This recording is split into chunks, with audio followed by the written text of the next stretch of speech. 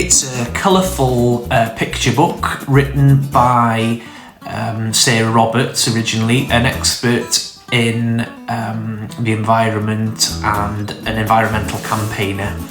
So the book discusses plastic pollution.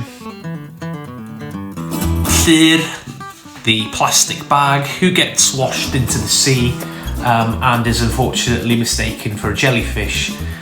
He goes on a little adventure and causes all sorts of problems to the sea creatures when they mistake him for food and eat him.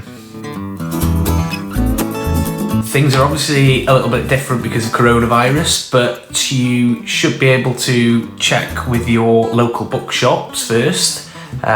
It's available to buy directly from Lyfra website, or even possibly gwales.com. But remember to nominate your local bookshop so that they can have a contribution for the sale.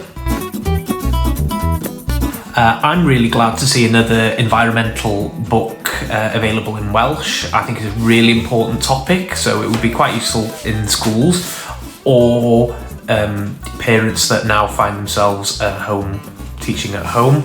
I think it discusses plastic pollution, which is an important issue, but does it in a way that's understandable to young children.